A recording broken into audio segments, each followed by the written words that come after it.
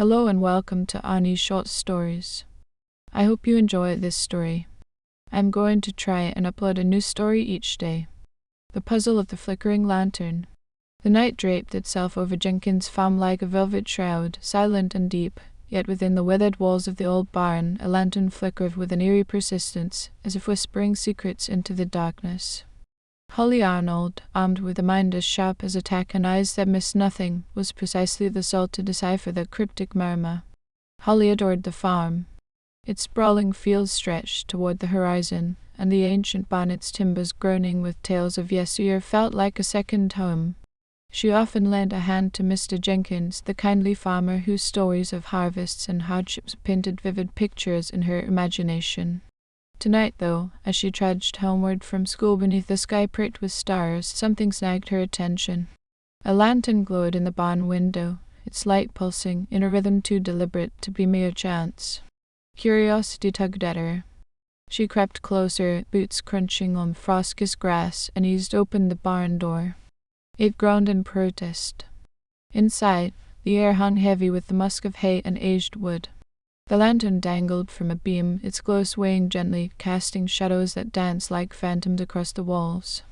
Holly watched, mesmerized, as the light shifted, illuminating objects in a sequence that seemed to speak. First, it bathed a rusty horseshoe nailed to the wall, revealing a faint itch beside it. Then, it swung to an old leather harness, where an E was scratched into the hide. A wooden beam flared next, carved deep into its grain. The pattern marched on, a pitchfork with P, a milking stool bearing M, and a coil of rope marked D. Holly's breath caught.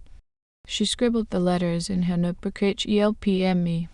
"Help me," she whispered, her voice trembling in the stillness. Mr. Jenkins was in peril. This was no accident. He'd rigged the lantern to cry out for rescue. But where was he? Who had silenced the farmer's hearty laugh? Holly's resolve hardened. She scanned the barn, noting the lantern's perch on a simple pulley system, a clever contraption, no doubt Mr. Jenkins' handiwork, set to signal in his absence.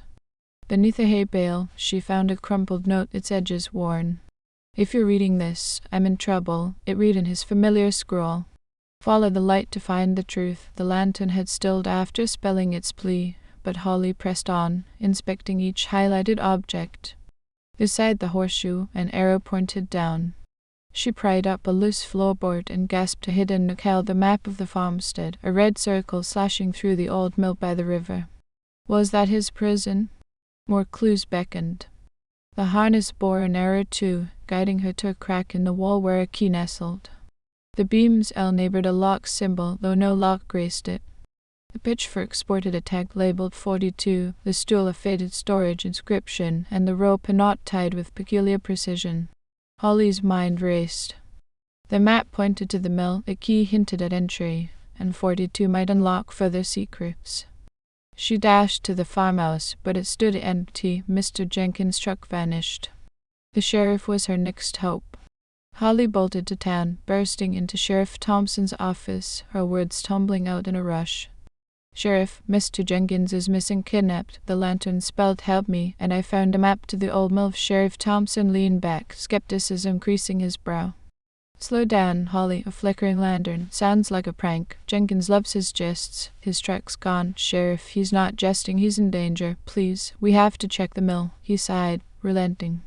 "Fine, I'll humor you. Let's go." They drove to the mill, its silhouette looming forlorn against the night.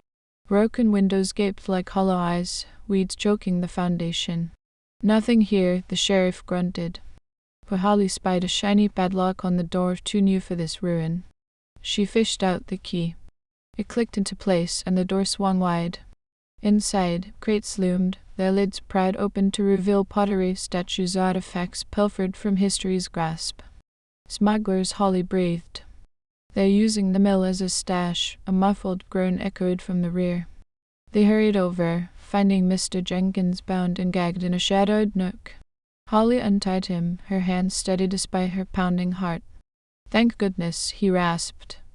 "I caught them hiding stolen goods in my barn. When I challenged them, they dragged me here." Sheriff Thompson gaped. "Holly, you were right. I owe you an apology." Voices cut the air, gruff, urgent.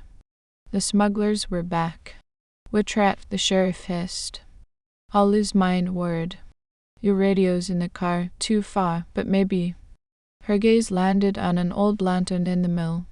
She lit it, mimicking the barn's flickering code short bursts, long pauses praying someone would see. Back at the farm's edge, her friend Tom peered from his window. He'd heard Holly's tale of the lantern earlier that day, promising to watch for trouble. The mill's light pulsed in distress. That's our signal, he muttered, dialing the police. At the mill, the smugglers hammered the barricaded door. Wood splintered. Just as it buckled, sirens wailed, tires screeching as deputies swarmed the scene.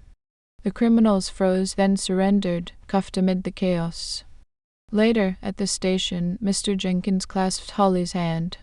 You're a marvel, lass, saved my hide with that brain of yours. Sheriff Thompson tipped his hat. She's a natural, Jenkins. Holly ever thought of detective work? She grinned, cheeks flushing.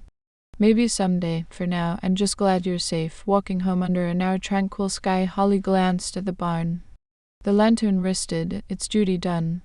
A thrill stirred within her. This puzzle was solved, but countless others awaited her sharp, relentless mind.